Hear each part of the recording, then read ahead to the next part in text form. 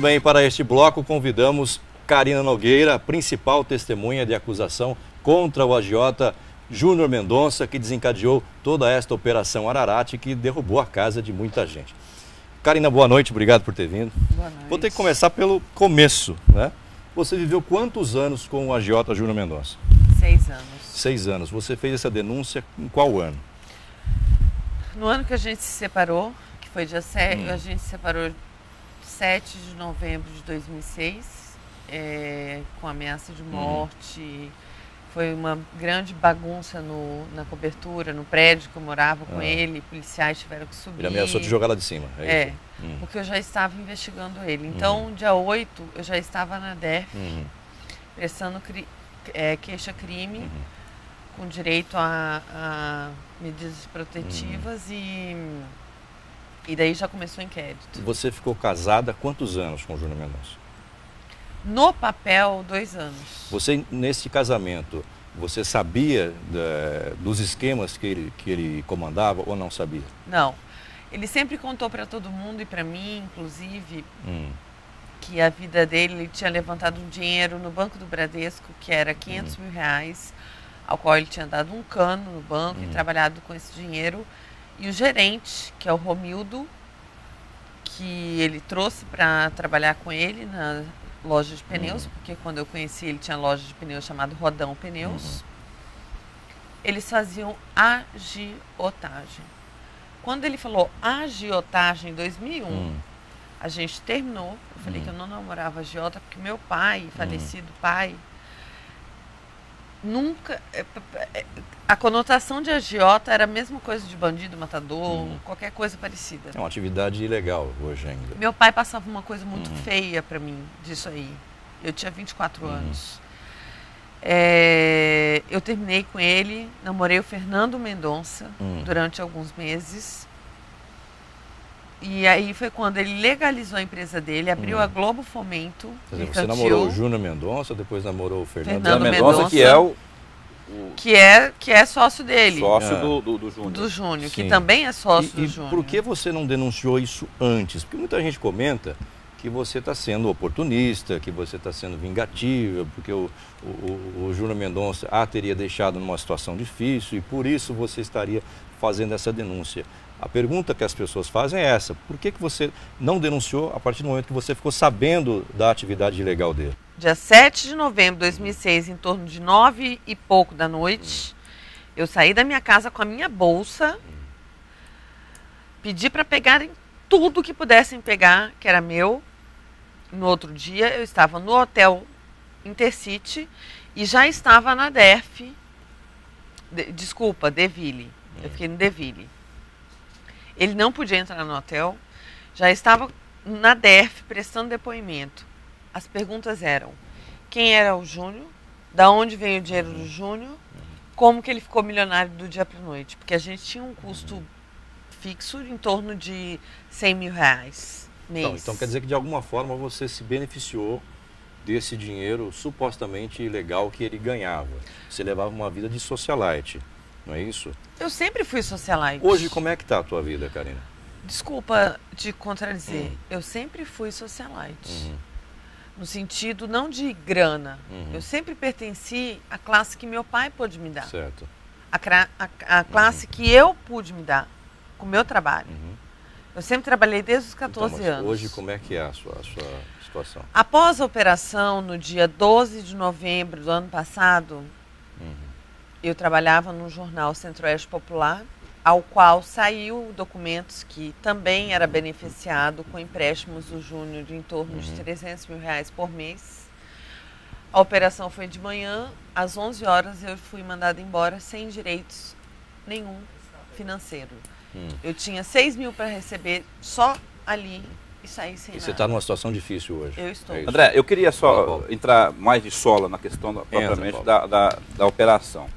O Júnior Mendonça é colocado hoje, não só nos noticiários, ou pelos noticiários, à sociedade como uma figura, entre aspas, positiva, porque está trazendo à tona aí muita, também entre aspas, sujeira. Muita casa, como o André citou aqui, está caindo por aí.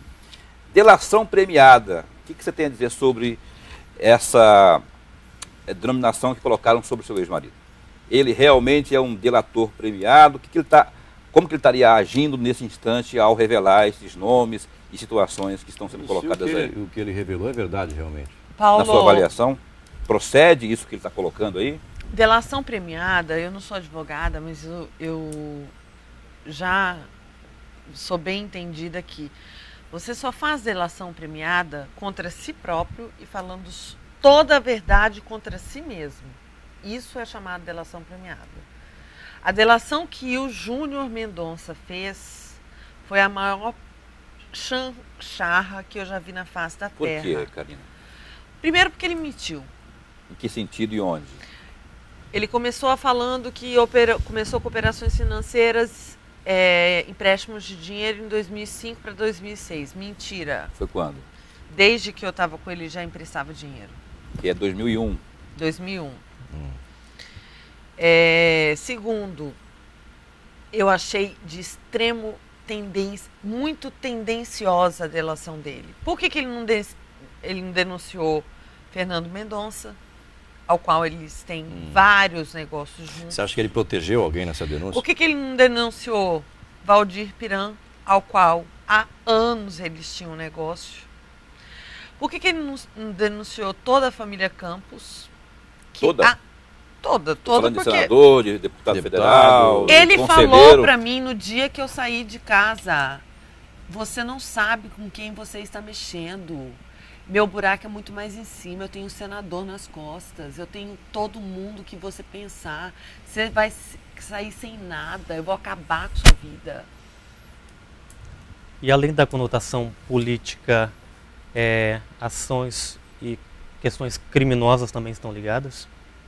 Olha, eu vi duas coações. Coações ou você me paga ou você morre. E eu vejo dessa forma. Duas coações eu vi. Inclusive, foram estas. Uma ao Grupo Santa Rita. Diretamente feita pelo Júnior Mendonça. Júnior Mendonça e Serginho Campos no dia. Serginho Campos. Isso. Foram os dois armados. Eu estava lá já, porque eu tenho amizade com a família. Perdão, e eles chegaram. Onde? Eu estava na Santa Rita. O Serginho Campos é sobrinho do senador esperando Jaime o Júnior, Campos, porque ele me ligou e falou: me espera lá. Distribuidor Santa Rita. Porque eles não estavam atendendo o Júnior. Só para identificar que o Serginho Campos é sobrinho do senador Jaime Campos. Sobrinho do senador Jaime Campos, aquele cara que uma vez matou um encanador e por isso ficou. Do caso João Balão, se não me engano, lá na Dom Bosco. Isso mesmo. A gente sempre foi amigos, então eu lembro. Então é o seguinte, eu fui para o Grupo Santa Rita nesse dia, porque eles não atendiam o Júnior. Então ele falou: Karina, você pode fazer um favor? Eu estava na loja. Vá a Santa Rita, eu preciso falar com o Zé Haroldo ou com um deles lá. E peço para ser atendida. E eu fui atendida. No que eu fui atendida, chegou ele com o Serginho Campos armado. E eu vi toda a discussão deles com o Zé Haroldo. O Zé Haroldo teve que passar 11 postos, 2 para o Serginho, 9 para o Júnior. Que equivalia a quantos milhões? O Júnior tinha em torno de, eu descobri, né, na investigação, uma movimentação ali dentro de 8 milhões de reais correntes, mês. Esses postos seriam referentes a esse valor? Eu não sei se esses postos foram referentes a esse valor. Eu sei foram referentes à dívida, à suposta dívida. Sim, é o que dizem. Porque formalmente eles só se consolidaram em 2007. Eu não estava mais com ele em 2007. Aqui tem uma simulação de uma das operações ao qual ele fez ao Grupo Santa Rita. Dia 7/7/2004. Então, quer dizer, não procede. Isso aí é um extrato que você tem em mãos aí? É um extrato a gente tem imagem aí, o Gordo está mostrando as imagens aí para você. Exatamente. Comercial Santa Rita de Petróleo. O que é que diz aí? Então, essa simulação é o seguinte. É uma nota no valor líquido de 31 mil. Na verdade, ele dá emprestado 351.485 mil. E o Zé Haroldo recebe 312,7 R$715,98 líquido. Então, R$39 mil só de juro. Era sempre TEDs, normalmente TEDs feitos ao Banco do Brasil, na agência 046, conta corrente 1693, dígito 4. Essa foi uma das interpelações que eu pude conseguir. Você acompanhou, inclusive, essa da Santa Rita. Da Santa Rita, que eu vi a coação. E que isso desmente a delação dele. Porque ele já emprestava dinheiro, sim. Outro empréstimo feito em 2004. A Eliana de Paula Mota, ao qual tinha uma empresa chamada Fitpel. Comércio e Representações Limitadas. Prestava serviço para a Cepromat. Houve até uma operação da Polícia Federal, que parece-me... Inclusive ela foi embora, se não me engano. Foi. Se não me engano, mora em Ribeirão Preto hoje, se não me falha a memória. Ele não recebeu dinheiro, mas ficou com a cobertura. Certo. Que também foi em 2004 isso. Eu estive na quinta-feira na Polícia Federal, porque eles não me atendiam mais. Eu não sabia que o Dias Toffoli, o ministro Dias Toffoli, proibiu da Polícia Federal daqui ouvir ou tomar qualquer decisão que não seja via STF, STJ, que não seja concebido ou concedido por eles. Então, o delegado me orientou que eu fosse, que eu ocupasse um advogado para que pedisse ao ministro Dias Toffoli o meu depoimento, inclusive para estar colocando esses documentos aqui. Onde é que sai esses documentos? Você acha que de alguma forma a Polícia Federal protegeu o Júnior Mendonça nessa situação? A Justiça Ou alguém Federal... mais poderoso acabou protegendo? Enfim, tem alguém poderoso por trás dele? Vamos falar diferente. A Justiça Federal foi induzida ao erro. O Júnior Mendonça, para mim, é um traque. Tem alguém muito mais forte por trás dele, é isso que você quer dizer? Não é alguém, alguém. Algumas que é pessoas. Valdir Piran, Fernando Mendonça, que é primo do cara lá da Friboi, braço direito do Piran aqui. Família Campos. Tribunal de Justiça, Tribunal de Contas, porque tendo cunhado ali dentro. Então, quer dizer, tudo isso gera uma grande força. Eu mudei para o Mato Grosso, me desculpa, mas a família Campos tinha crimes e crimes imputados. Era lenda isso aí. E a gente nunca viu, de fato, a justiça ser feita. Não, era uma lenda ou eram crimes, como você está dizendo? Falam-se Você tem de alguma crimes. prova? São supostos crimes, então, né? O Júnior, por exemplo, não delatou que emprestava dinheiro para o Jorginho Pires de Miranda. Emprestava. Empresta até hoje. Até hoje. Empresta não só para ele, como para a atual mulher dele. Por que ele não delatou a Concremax?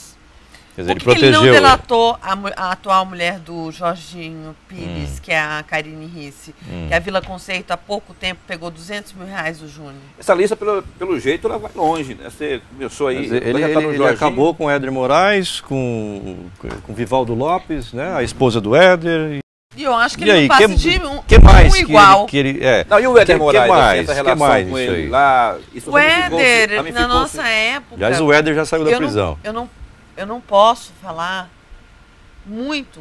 Eu sei que ele falava com o tal de Éder que trabalhava no Safra. Eu não sei se o Éder trabalhou no Safra. O Banco Safra. Banco Safra. Ele falava muito com o gerente do Banco Safra, chamado Éder. A questão de... Porque acharam 500 milhões movimentados nas contas dele. Mas eu me recordo dele pedir para depositar, por exemplo... Vamos simular. Você passou 500 mil para mim em cheque e o André me pediu 1 milhão. Eu pego o seu cheque, já deposito na conta do André, entendeu, Paulo? E só completo 1 milhão. Ou, de repente, pego outros chequinhos até dar 1 milhão. Ele fazia muito isso. nem tudo passou pela conta dele. O furo é muito maior do que 500 milhões. 500 milhões, eu acho que não é nada. Qual seria o furo? Cabe essa pergunta. Gente, vamos pegar pelo patrimônio dele. 500 milhões não são nada, você quer dizer que podemos estar falando de bilhões de reais. Nós estamos falando de bilhões. Porque, peraí, você pega um patrimônio, vamos lá, cobertura. Não, pelo jeito que você está falando aí, o Arcanjo, João Arcanjo Ribeiro, que está preso, é fichinha então. Não é fichinha, porque o João Arcanjo Ribeiro tinha... Ele operou com o João Arcanjo de alguma forma? Ele, no começo, quando eu conheci, ele fazia operações com o João Arcanjo. Então, Karina, para falar um pouco dessa situação da delação premiada, você disse que ele pode estar escondendo ou não citando alguém, mas e quem ele citou? Pode ter uma conotação política para ele ter citado essas pessoas? Alguém por trás também está passando esses dados? Vamos lá. Raciocina comigo.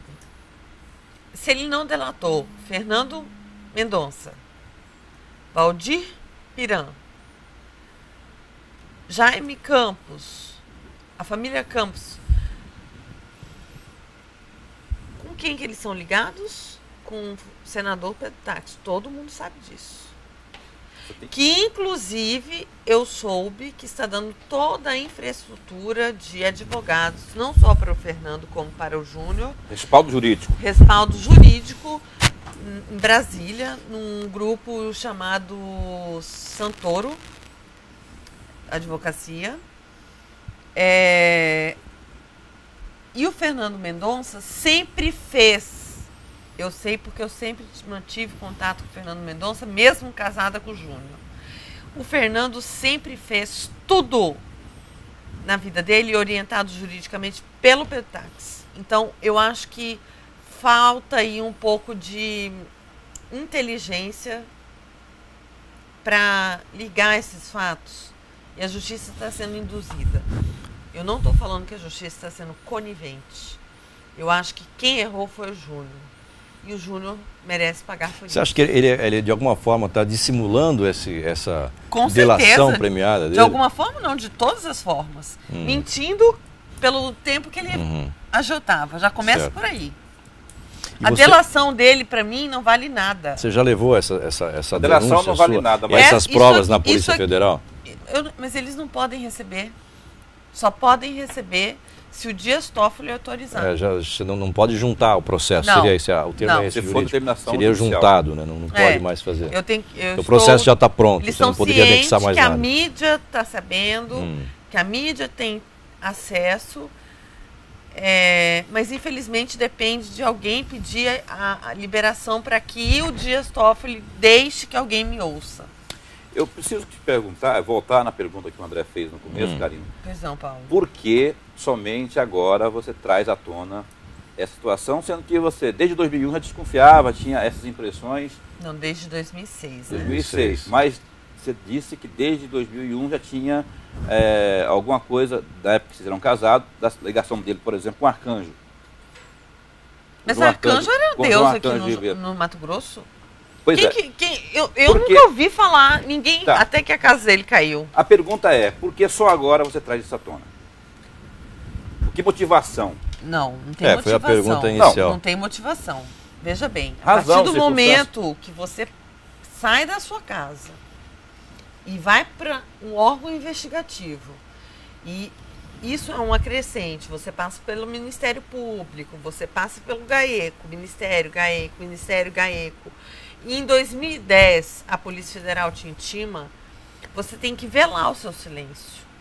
Primeiro porque quando eu passei pelo Ministério GAECO, eu soube que o Júnior foi lá e comprou o meu depoimento. Comprou? Comprou. Você soube, né? Eu soube. Não tem como provar isso. Não tem. Mais ou menos isso. Mas é que você soube, você não tem essa comprovação, né? Eu soube. Mas aí, alguém, um anjo que deveria estar ali, subiu com alguns papéis.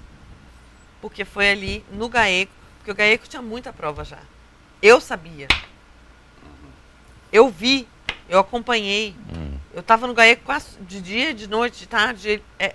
Era muito... E de repente trocaram os telefones, ninguém me atendeu, ninguém me... Falei, fiquei quieta, continuei vivendo minha vida. Um dia, uma delegada me liga. Eu não podia sair por aí falando nada, entendeu? Porque eu não tinha respaldo jurídico e nem respaldo investigativo. E aí eu podia ter feito escândalo, porque eu denunciei a sentença de separação de corpos, como o Enoque mesmo colocou lá o documento. Enoque Cavalcante. Enoque Cavalcante colocou minha denúncia em 2006, sentença de separação de corpos, envolvendo como lobistas Moacir Pires, Tiago Dorileu, Eduardo Jacobi, Rogério Silveira, conhecido como Big Roger. Eu denunciei Marcelo Barros, que era na época o desembargador adjunto, que deu a sentença exatamente igual à minha denúncia. Você tem medo de que algo aconteça com você? Quer dizer, você tem medo de morrer? Não. Nessa situação toda? Não, eu Você tinha é um arquivo medo. vivo, né? Você é um arquivo vivo hoje. Sim, eu sou um arquivo vivo e sou a principal testemunha dele. Mas... De acusação dele, diga-se de passagem.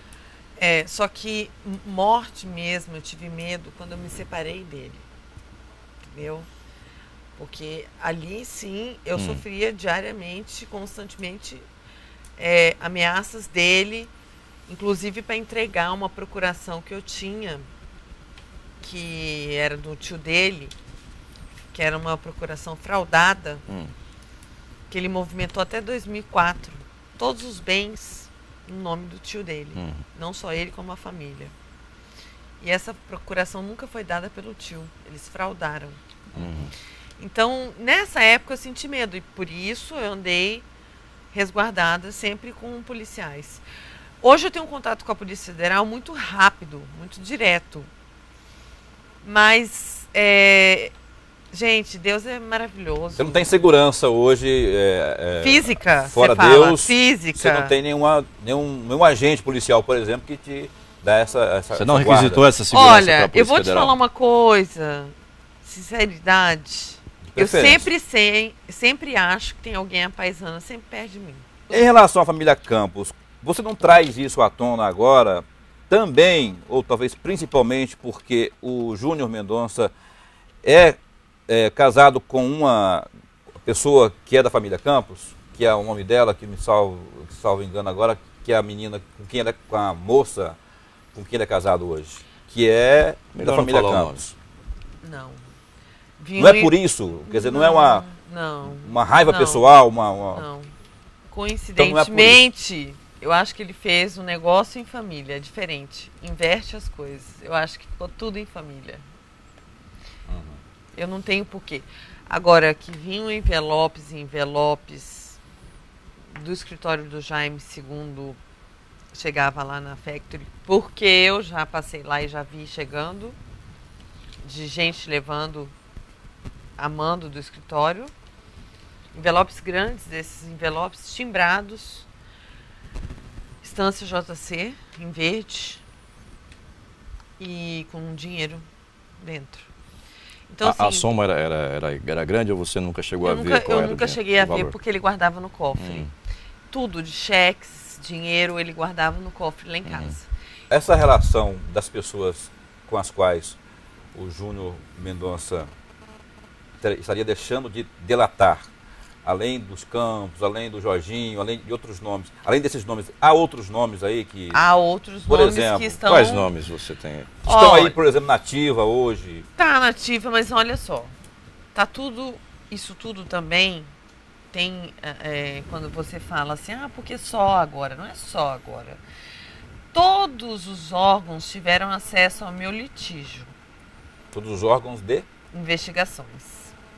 Ministério E Público. no meu litígio, o meu processo foi litigioso porque o Júnior quis que fosse. É uma introdução da Ararat.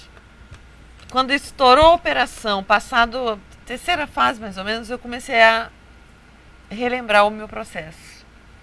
É uma introdução da Ararat. Na verdade, o que eu vejo no Júnior é que ele queria ser o João Arcanjo de Mato Grosso, o novo João Arcanjo de Mato Grosso. Ele começou a agiotar, vou usar esse termo que você usou aqui nos bastidores agora há pouco, ele, Júnior Mendonça, começou a agiotar a partir exatamente de que ano? Desde quando eu conheço. Que é de 2001. É, porque emprestar dinheiro é agiotar diretamente. Ele pagou esse dinheiro para o Arcanjo, não pagou? E qual seria esse montante aí? Não sei. Do montante do João Arcanjo eu não coisa? sei, porque o João Arcanjo tinha dinheiro espalhado no Mato Grosso inteiro. Então eu acredito que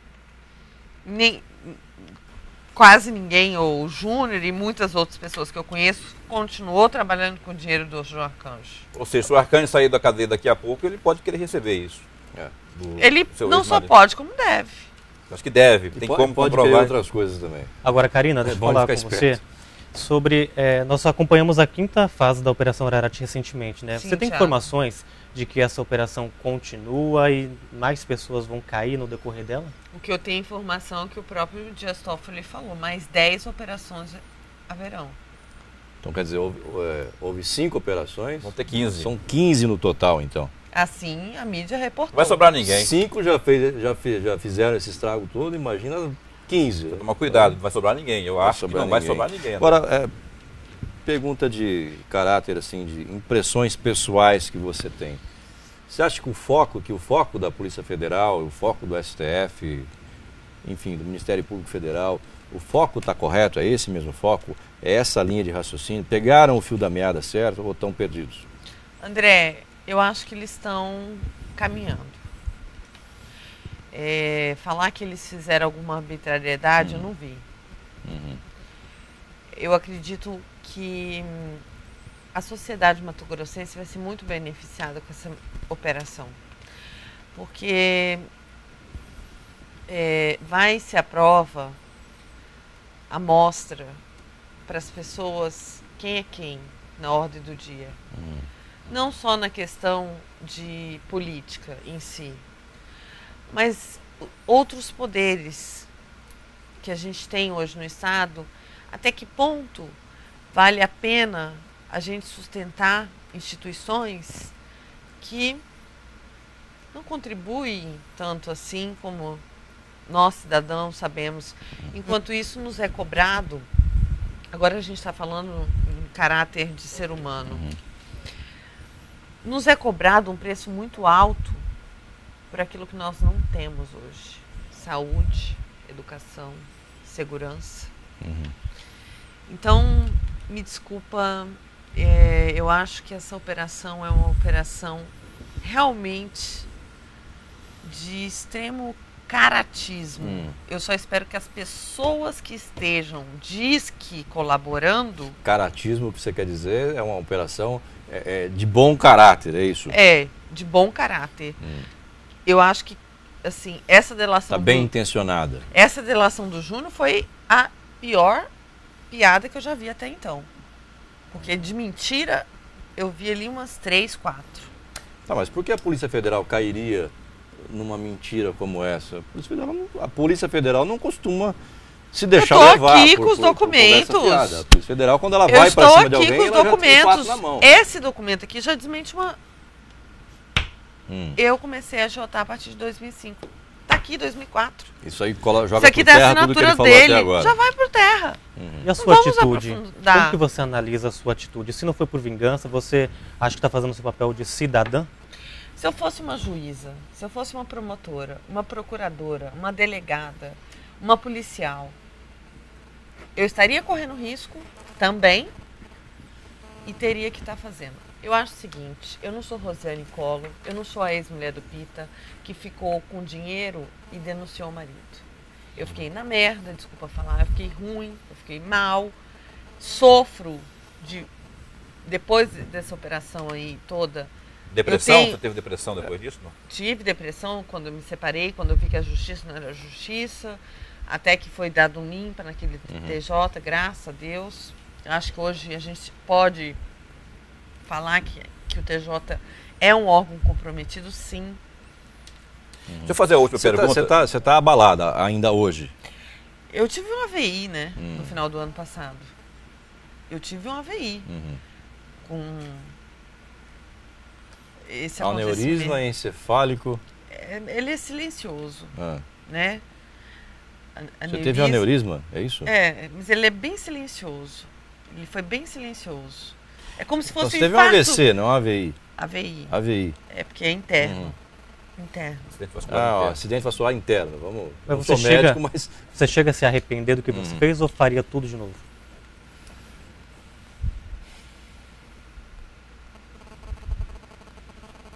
Eu nunca achei que o Júnior tivesse ido tão longe como eu vejo na mídia reportando. Eu vejo que Deus me deu uma missão. Porque no momento que eu achava que eu estava lidando com 5 pessoas, são quase 200 pessoas já envolvidas no inquérito. Eu acho que se eu vim para essa missão, para também essa missão,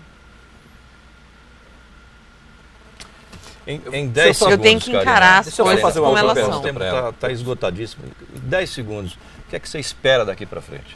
Uma resposta curta e grossa. Que a justiça seja feita sem impunidade.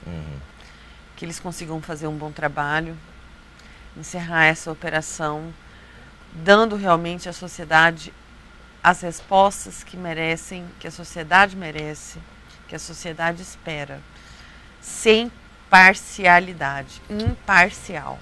Você em casa, obrigado pela sua audiência. Paulo Terciotti, obrigado mais uma vez pela parceria. Conexão Poder fica por aqui. Voltamos no próximo domingo, logo após o programa Silvio Santos. Tenham todos uma ótima noite, uma excelente semana. Até domingo. Tchau.